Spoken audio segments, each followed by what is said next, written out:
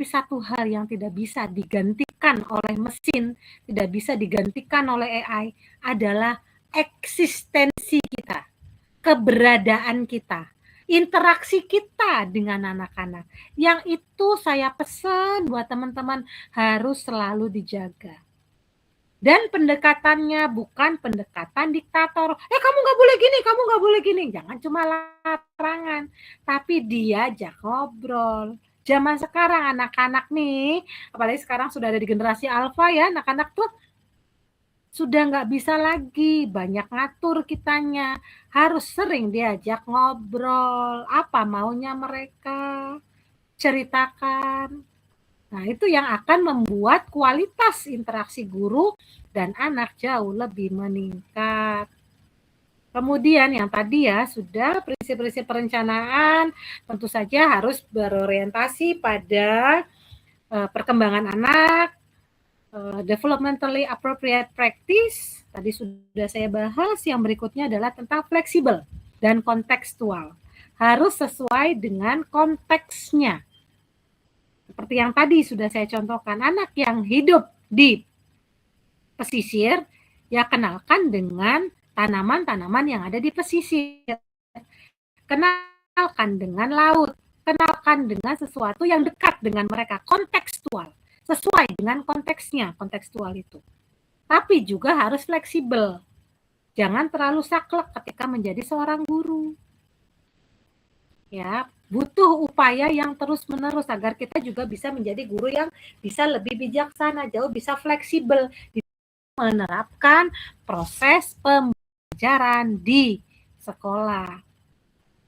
Ada anak yang biasanya berangkat pagi, tapi tiba-tiba dia kesiangan misalnya. Kamu nggak boleh, karena kamu kesiangan gini ya. Jangan terlalu saklek, kita perlu dulu tahu alasannya apa. Misalnya mungkin ibunya sakit, akhirnya kesiangan, terlambat, diantarin ke sekolah. Nah, perlu memanusiakan mereka seperti layaknya manusia. Jadi kita harus mampu fleksibel ya terhadap pola pembelajaran yang ada di dalam kelas kita. Kemudian tadi juga sudah dibahas bahwa bermain itu sebagai pendekatan utama dalam proses pembelajaran. Ini suka nggak suka teman-teman? Pasti akan ada bahwa yang namanya pembelajaran di jenjang PAUD pasti akan dilakukan dengan cara bermain. Yang penting lagi adalah kita ini kan Surabaya kan termasuk kota yang menerapkan ini ya, prinsip sekolah ramah anak yang harus inklusif ya, yang harus menerima anak-anak dengan berbagai latar belakang, termasuk kemampuan anak yang misalnya mengalami gangguan-gangguan tertentu. Nah, di sini gimana caranya agar sekolah itu bisa memberikan layanan pendidikan yang memfasilitasi semua keunikan anak. Ya tentu saja dengan syarat ketentuan berlaku ya, misalnya adanya shadow teacher dan sebagainya, termasuk menghargai keberagaman. Indonesia bukan hanya Surabaya, Indonesia itu negara yang sangat-sangat beragam ya teman-teman. Agamanya beda, sukunya beda, jangankan di sekolah internasional ya, kayaknya mahasiswa ini deh di kelas apa ya waktu itu sempat saya ajar itu di kelas K bukan ya, yang satu kelas tapi di situ ada suku Jawa, ada Chinese juga, ada Madura, ada Arab. Jadi ada 4 apa ada 5 gitu ya di satu kelas tersebut. Nah, bagaimana kita bisa menjembatani semua ragam anak-anak dengan latar belakang sosial yang berbeda, dengan latar belakang budaya yang berbeda, dengan latar belakang suku yang berbeda, bisa ada di dalam kelas kita sesuai dengan prinsip-prinsip yang bisa menjadikan anak-anak itu bisa nyaman dengan proses pembelajaran.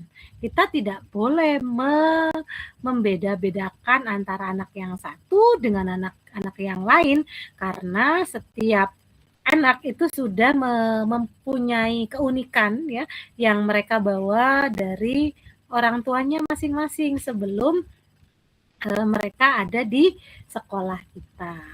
Dan yang penting lagi adalah perlu adanya ini ya, berbasis lingkungan sekitar. Kita tidak bisa mengabaikan bahwa kita yang penting anak-anak kita belajar gitu. Gak hanya sebatas itu, tetapi bagaimana anak-anak itu bisa sesuai dengan prinsip-prinsip yang ada di dalam lingkungan sekitar anak-anak. Oke, kita lanjutkan ke yang berikutnya. Nah, ini ya kalau komponen perencanaan pembelajaran saya yakin teman-teman sudah sangat paham dan urutannya biasanya berbeda ya. Ganti menteri, ganti aturan, ganti komponen, namanya beda gitu ya. Kalau dulu ada CPL, TP, ATP, sudah hafal ganti kan. Nah, pokoknya yang ganti-ganti lah. Tapi pasti akan ada yang namanya tujuan pembelajaran tuh pasti. Materinya pasti akan ada. Metodenya atau strateginya apa pasti ada. Medianya apa pasti ada. Sumbernya, penilaiannya itu pasti ada ya. Nanti akan disesuaikan nih komponennya apakah untuk harian, mingguan atau semester. Gitu ya, teman-teman. Ini teman-teman sudah sangat khatam sih kalau untuk hal ini ya. Oke, kemudian yang berikutnya lagi kita ke pembelajaran mendalam ya, yang saat ini sedang sangat digaungkan oleh pemerintah, oleh Menteri Pendidikan Kemendikdasmen, Kementerian Pendidikan Dasar dan Menengah. Ini karena menterinya ganti namanya ya, bukan Kemendikbud lagi. Jadi saya harus mengingat-ingat ini loh. Kemendikdasmen. Ya di sini kalau pembelajaran mendalam ya teman-teman, ini bukan kurikulum baru ya. Ingat, pembelajaran mendalam bukan kurikulum baru, tetapi pendekatan. Kalau di bahasa Inggris namanya approach, pendekatan. Yang tujuannya apa? Memuliakan dan menekankan pada penciptaan suasana belajar. Yang nanti ada 3 kesadaran, bermakna ya dan menggembirakan. Melalui apa? Nanti ada olah pikir, olah hati. Bahasanya bagus ya. Ada olah pikir, ada olah hati, olah rasa, dan olahraga. Dan itu bukan hanya sekedar omon-omon. Harapannya gitu. Harapannya gitu loh ya, bukan kata saya nih. Harapannya itu secara holistik dan terpadu, secara terintegrasi. Harapannya seperti itu. Kenyataannya ya masing-masing teman-teman nanti di sekolah. Dan tujuannya saya memastikan agar teman-teman mampu membuat rencana pembelajaran yang di dalamnya ada olah pikir, olah hati, olah rasa, dan olahraga. Bukan hanya kognitif saja nih, tapi hati, rasa nih, olah hati, rasanya juga, olahraga, fisiknya juga, sehingga itu akan menjadi anak-anak yang jauh lebih komprehensif sih harapannya seperti itu ya.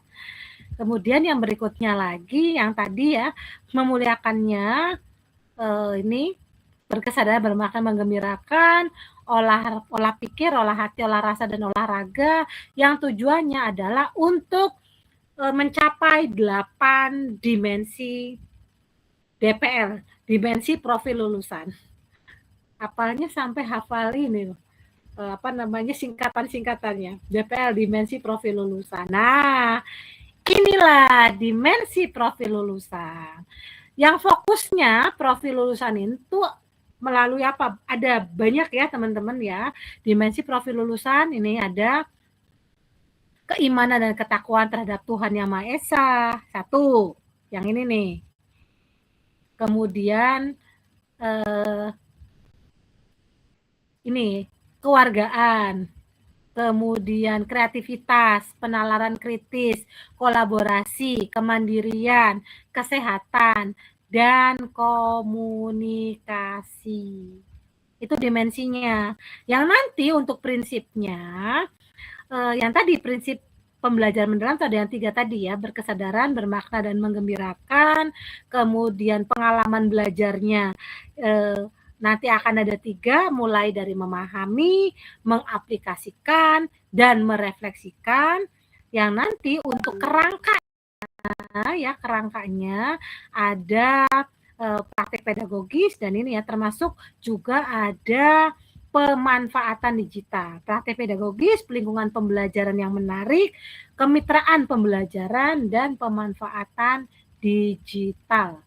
Ini harapannya begini, dan pembelajaran mendalam ini ya teman-teman, seperti sebuah lingkaran yang terhubung satu sama lain, dan masing-masing elemennya itu harus berkesinambungan, harus terhubung satu sama lain, sehingga betul-betul bisa bisa sesuai dengan harapan pemerintah 8 dimensi profil lulusan. Itu yang tadi keimanan dan ketakwaan terhadap Tuhan Yang Maha Esa, kemudian kewargaan, kreativitas, penalaran kritis, kolaborasi, kemandirian, kesehatan, dan komunikasi.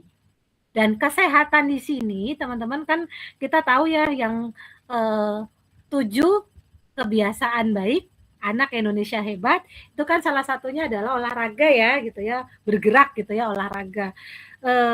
Sebetulnya kalau di dokumen, di naskah akademik yang sudah saya share kemarin di pekan lalu, di naskah akademik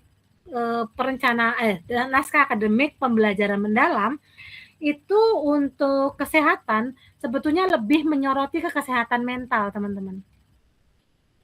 Karena ternyata anak-anak usia dini juga sekarang tuh sangat-sangat rentan. Yang kemarin ya, yang pekan kemarin kalau tidak salah, yang 2 pekan yang lalu ya, yang heboh anak di NTT nggak bisa beli pensil, nggak bisa beli pena dan nggak bisa beli buku, yang akhirnya bunuh diri ya teman-teman ya. Itu kita harus memberikan penguatan-penguatan itu. Karena ya mau tidak mau kita hanya diisi perutnya, tidak diisi otaknya. Akhirnya otaknya kosong, perutnya juga nggak tahu tuh. Jadi teman-teman kan punya tugas tambahan dengan adanya program ini kan. Yang dulu nggak ngurusin makanan, sekarang yang diurusin makanan. Anaknya nggak mau makan, emaknya nggak pusing, kita yang pusing. Bener atau bener nih? Bener, Bu. Harusnya pulang, nggak jadi pulang. Iya, Bu. Kerjaan guru TK ini kok ya nambah-nambah. Ya kalau anak SMA, mereka udah gede. SMP udah gede. SD lah ya, mulai ada intrik-intrik. TK, gurunya tuh yang pusing. Belum lagi anak yang picky eater. Gak mau Bu Guru, gak mau. Aduh, gak dimakan mubazir. Dimakan merekanya jerit-jerit. Aduh, udah rasanya kita tuh dihadapkan pada sebuah keluar dari mulut buaya masuk mulut harimau ya. Ada aja tiap hari kan gitu. Anak-anak tuh